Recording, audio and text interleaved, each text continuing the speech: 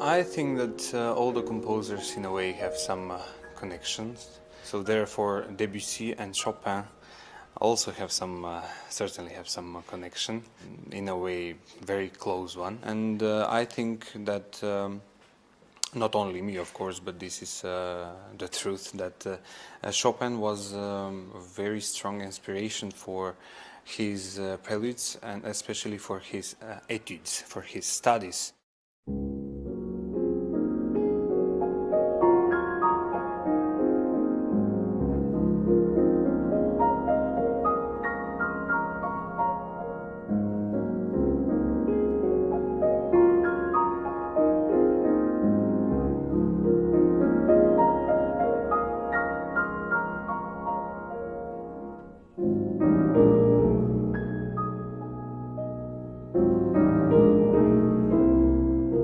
I guess that his use of probably all these interesting chords, as well as the, apart from the special requirements that he pointed out in the score, touch of the keys, holding the sound, pushing more, pushing less, as well as the pedaling, I would say that he was very firm about regarding it as an art, really, the pedaling. All of that helps really to describe the colors of the nature.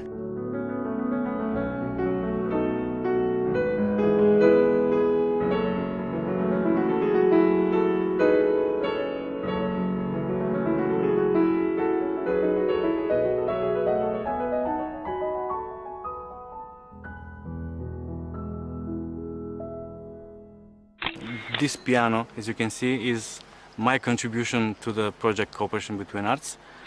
My colleagues, especially I was much more in contact with Slavcho.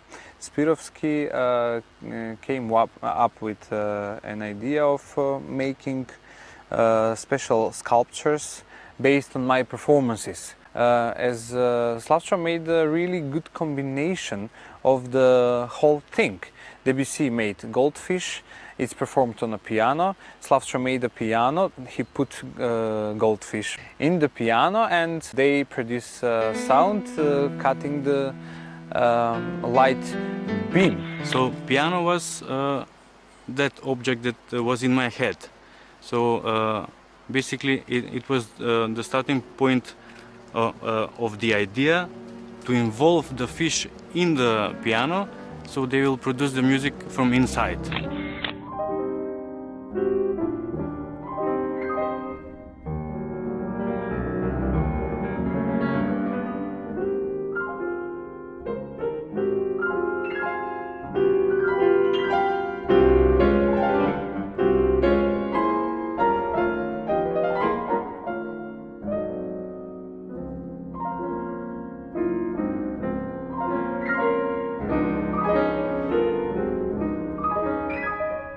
As a child, I mostly heard live performances of Debussy's music, more than having recordings actually. Part of it includes the Children's Corner, certainly, especially the Gollywog's Cakewalk.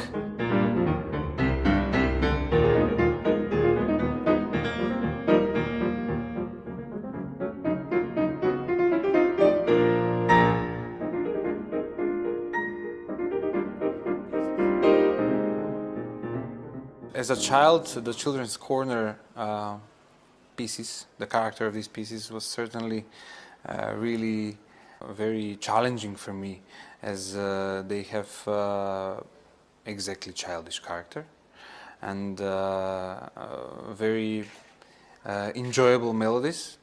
and I was really much driven by them.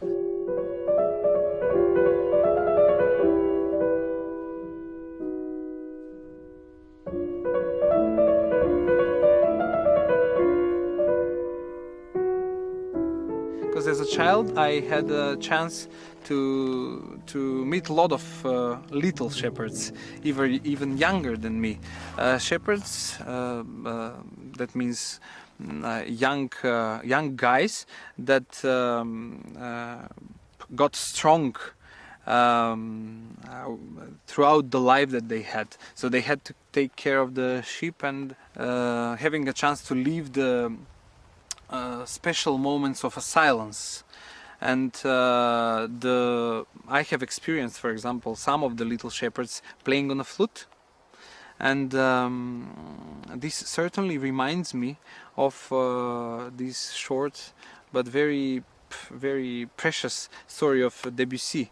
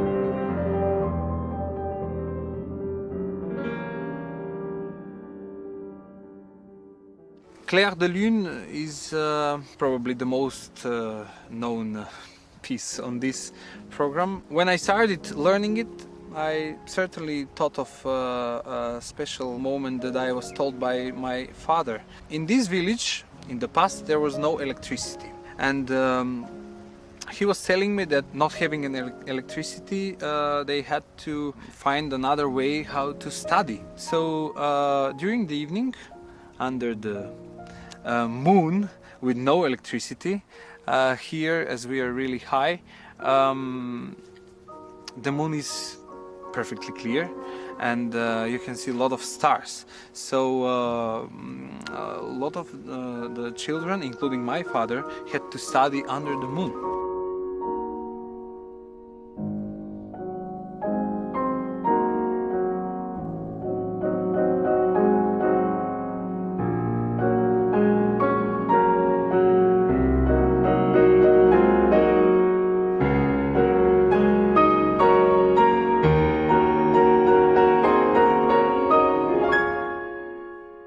This really reminds me of perfectly clear atmosphere of the piece on one hand, on the other hand the dreamy atmosphere of the piece. I have to say that I tried that under the moonlight to read. It works, it perfectly works. It's true.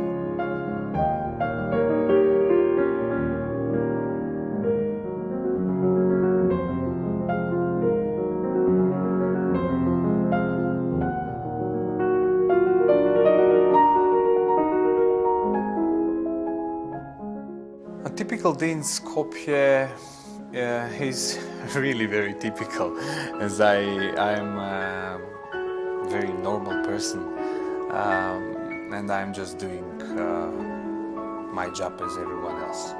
So as I am an associate professor at the Faculty of Music in Skopje, I certainly go there at least twice a week, because I have students, so I teach, and I'm trying to make a balance between my work and the other part of my life, which is called balance, which is called relaxation and spending some time with my friends and my family. Everything that will really keep me normal and that will inspire me for what I'm doing, because the everyday life is really of a great importance in such a sophisticated, I would say, and very difficult life of an artist.